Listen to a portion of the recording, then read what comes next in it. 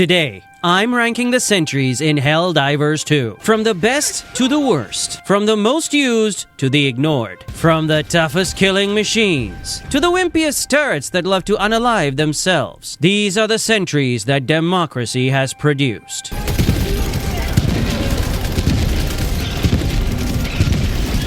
I played 10 games with only Sentries and I kept shuffling them around. This way, I was able to find the best combination of Sentries. What were the Sentries that allowed me to run around? What were the Sentries that allowed me to get more kills? And which were the Sentries that allowed me to finish the game faster and more efficiently? But I had some conditions that had to be met. Condition number 1 was that every game would be a super Helldive only. No trivial, no impossible. This is super Helldive ranking for Sentries. We are diving into the abyss and taking out the trash with our machines. Mostly because there's a dopamine hit that is so good when I see the kills rushing up. Condition number 2 was only playing solo. This is because the use of the 4 Sentry build is to help understand how you can walk through a map without another destroyer's help. But as time passed, I realized that's not 100% possible because people can join your game. So I changed condition 2 to no SOS. Condition number 3 was, as already stated, I shuffled Sentries in each game. They would only be repeated a maximum of twice in a row. Even if I found them completely useless, I would have to follow through on them. Condition number 4 is that all Sentries had all their upgrades. From the Tesla chain to the cooldown reductions,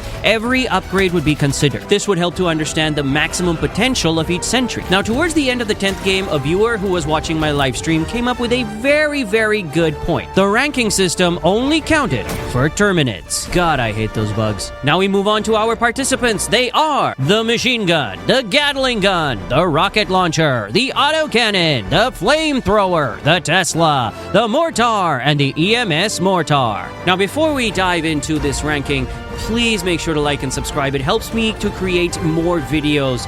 And of course, please do check out my live streams whenever they happen. You can hit the notification bell for it, and I will leave you with that. Now let's move on. Calling down a Sentry! In game number 1, I decided to start off with my favorite anti-terminate Sentry combination. The machine gun, the Gatling gun, the rocket launcher, and my personal favorite, the Tesla. Now let's start with the machine gun. The gun is the first Sentry that you will encounter on your Helldiver journey. Now, right off the bat, the first thing I drop down is the machine gun. It has range, close and far. It has a decent ability to protect the diver while you pick up your support weapon or backpack. And it takes just 83 seconds to be used again. So in an average match, you can call this thing down 30 times. That's a huge bonus if you ask me. We move on to the Gatling gun. I mean, this gun is my favorite. That is, if you remove the efficiency of the Tesla. It's so beautiful to look at. The sound, the way it just rat-a-tat-tat-tat-tas all over the creeps. It will wipe out an army way faster than a machine gun. But it does nothing to a heavy armor unit. Plus, the Gatling will not hesitate to take out a teammate, a civilian, or worse, you. Now, before you say something about the machine gun not being able to take out heavy armored units, yes, I know, but there were 10 games played, so there's a lot of points that went up and went down. Now, please leave a comment if you feel I did something wrong, but at the end. Thank you. Moving on, the Tesla. I absolutely love this Sentry, and I feel that people who complain about it have not one shred of common sense. Don't go close to it. It's that simple. The Tesla's USP is wiping the floor with large packs of creeps. This Sentry is built to give you a kill record, and it does it without any remorse. But its weakness is distance. It needs protection. And I could have gone with the machine gun, but I wanted to give the Gatling a chance. And it delivered. Moving on to the rocket launcher. The rocket launcher is a Sentry that keeps giving. This Sentry can not just take out crowds, it broke a Bile Titan. But if a creep gets too close, it goes into paralysis. The rocket launcher needs protection. It cannot do anything without close protection. And now we decided to give the machine gun its chance. And when the packs get close, the machine gun failed to deliver. So what is the point of getting a Sentry every 80 seconds if it's not going to be of any help? Moving on to game number 2. Calling down a Sentry! In game 2, I switched up the Gatling for a Flame Sentry. The reason is the Gatling provides great damage to groups of aliens. And so does the Flame Sentry, right? Sounds correct enough. Well, let's run through the guns. The machine gun gets 1 more point for its respawning time. Say whatever, but the low spawn time just gives you the ability to move into level 1 and level 2 creeps with ease. And here's the thing, I placed it to protect the other Sentry at a distance. It kind of worked well for the Tesla, and that's because the machine is not a protector. It's a provoker. A machine gun calls in large creeps from a distance, and the Tesla zaps them. That's the combo. So +1 for provoking. However, there was still no damage, so... The next was the Tesla. Once again, it's a group destroyer, and it takes out even the heavy armored ones. Not Bile Titans, but the Alpha Commanders. And even the Broods just get snapped. I love this. Next is the Flamethrower. This Sentry can take out crowds just as good as the Gatling and the Tesla, provided the crowds are right in front of it. But not right in front of it, because then it starts to flame in front of it and it flames itself and it takes its own damage. It needs a short distance and it's got no long range, so I decided to try something. What if I put a Tesla and a Flame Sentry back to back? These were partners they didn't know they needed. Something comes close, no matter what armor it's got, it just gets turned into dust. This combo can take out a Charger, and it was insane. They both get split a point for this. And lastly, the Rocket Launcher. The Rocket Launcher had one flaw. While it had homing missiles, it did not have consistency in headshots. Sometimes it took out a Titan in 10 hits, sometimes in 12,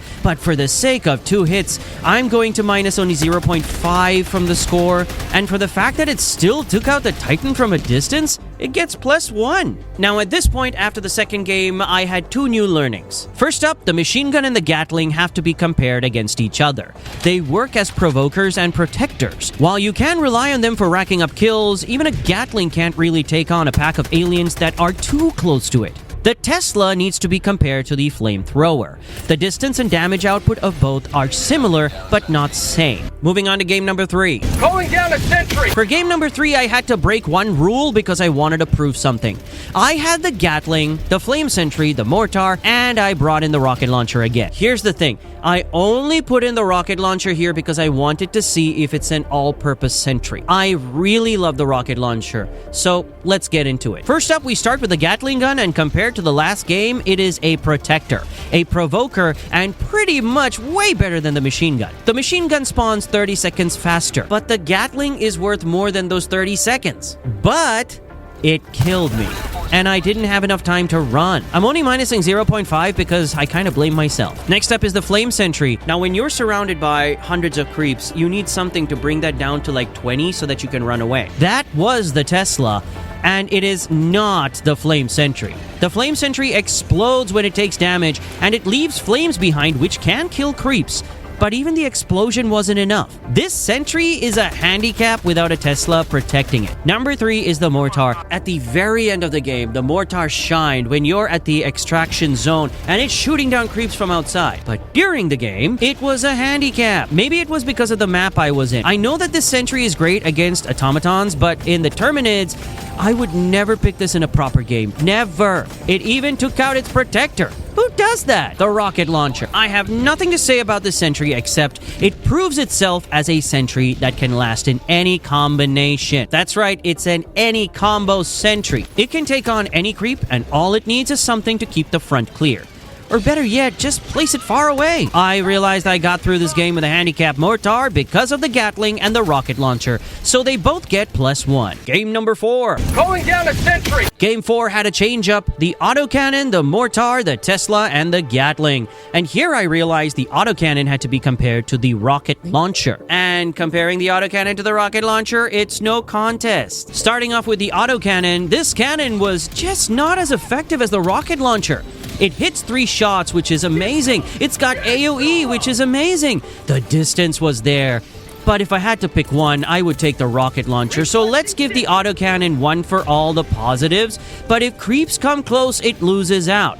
It doesn't hit air units. It shoots way lesser shots than the Rocket Launcher. It just didn't do anything exciting. Second up, the Mortar. I am so done with this Sentry. It has distance, but what the heck is it even hitting?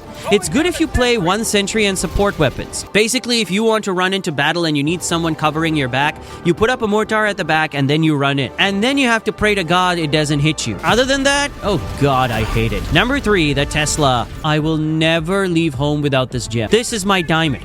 Throw it in the middle of creeps and get that dopamine hit of kills racking up. +1 for doing a fine job. And if you place it just right, it will wipe out everything and never die. Next up is the Gatling. I realized again, while the Tesla took out big groups, the autocannon and the Mortar just randomly hit off far-off aliens and it was the Gatling that got me to the end and saved me. I knew I could walk around it, or rather behind it, and it would save me. The Gatling is the savior I needed. +1. So here's the moral of Game 4. Mortar is unnecessary, Tesla is a joy, the Gatling is the reason to live, and the autocannon maybe needs more games to be analyzed. Moving on to Game 5. Going down a Sentry! Game 5 was a quick one. Autocannon, machine gun, Tesla, rocket launcher. Autocannon, no. It takes forever to turn around, and it can't seem to find the right placing for it. No matter how far it is, it's so lazy. Compared to the rocket, the autocannon just doesn't seem to fit in anywhere. Next up, the machine gun. I am thoroughly disappointed after using the Gatling. The machine gun just didn't seem to give damage. The Gatling wins. There's no protection from the machine gun in comparison. Moving on to the Tesla, I wanted to take the Tesla one level higher. I wanted to see if it could take out a Bile Titan, but I just couldn't seem to get the right placement to fight the Titan. It got destroyed by the Charger, but we have seen what it does with protection. No points changed here, but it did take out an army again, so +0.5. Next up, the rocket launcher. The rate of fire is way better than the autocannon. The damage is there, and it doesn't take 5 business days to turn to the target. The rocket is just better than the autocannon. So, autocannon versus the rocket launcher? Well, for now, the rocket launcher wins. Going down a Sentry! In Game 6, we had the Gatling, the Flamethrower, the EMS Mortar, and the Rocket because I want to win, for crying out loud. First up, the Gatling. It became an absolute necessity. It worked great to save the other Sentry. It justified itself being better than the machine gun. Second was the Flamethrower, and it was nonsense. It doesn't have enough damage for heavy units. It needs everything to be in its favor, and that just doesn't work in difficulty 10. Next up was the EMS Mortar. Now, I have never used this Sentry at all until this point, but I keep going on Reddit and people keep raving about it. And oh my god, the biggest misconception I've had in this game is that this Sentry doesn't do any damage and would be useless. This is one of the best Sentries in the game by far. It freezes everything. Heavy units, small units, stupid, stalkers, everything. If you're rushing in, this is a great Sentry to have.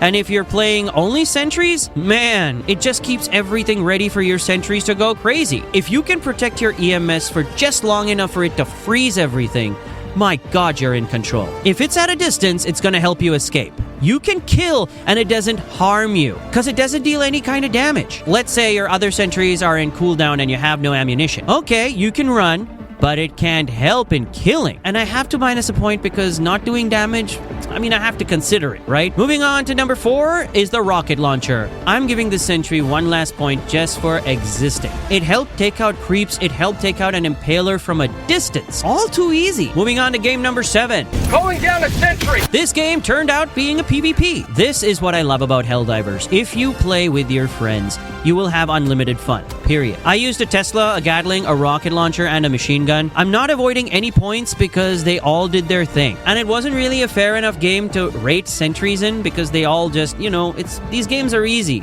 But for the amount of fun I had, +1 point to all my friends. And -1 point to Arrowhead for not letting us play with 6 people on the map. We don't need PvP. We need a 6-party team. Yes, I have more than 4 friends. 6 friends in total, but still more than 4. P.S. Comment below if you think Helldivers 2 is awesome. And that brings us to game number 8. Going down a Sentry! At game number 8, I gave another chance to the EMS Mortar, the autocannon, the Tesla, and the Gatling. We played a different map, and that's where I learned the terrain is everything when choosing Sentries. Different map, different Sentries absolutely needed. First up, the EMS Mortar. There just wasn't enough room for the EMS to stun creeps. But when it did, it was magic. We could run and survive. It clearly isn't built for this map, but +1 for trying its best. Next up, the autocannon. This cannon.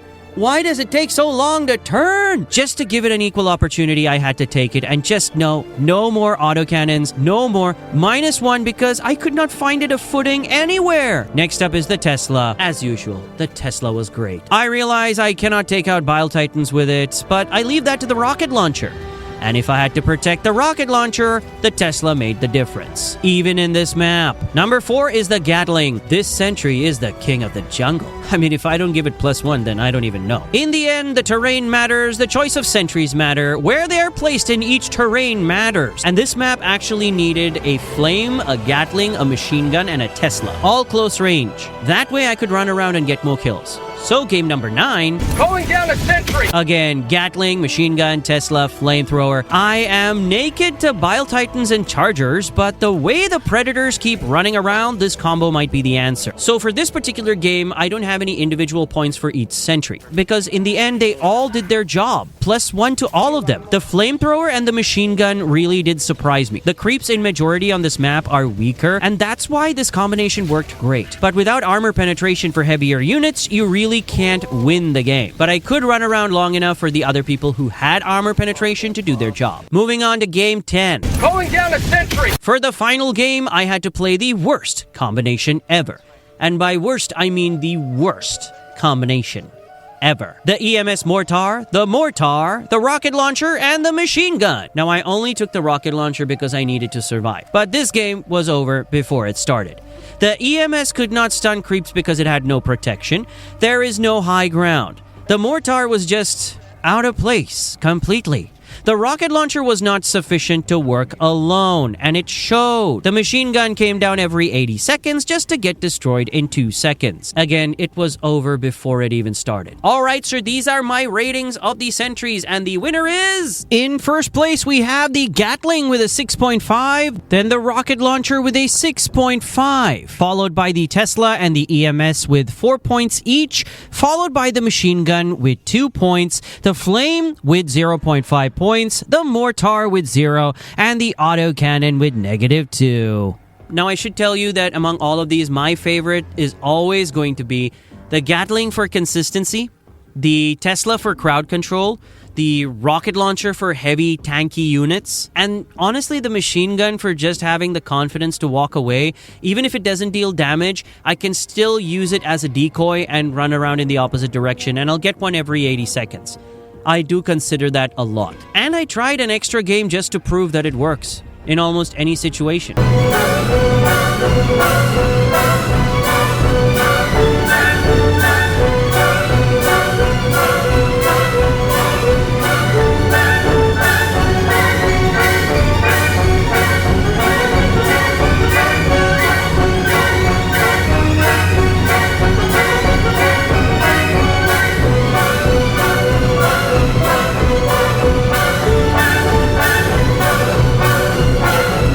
Easy win, any situation, this combination works. But at the end, what do you think? What is your favorite combination? What is your favorite sentry? Do you agree with anything I said? If not, let me know in the comments. I'm open to a discussion. And as always, be proud, Helldiver. Liberty loves you.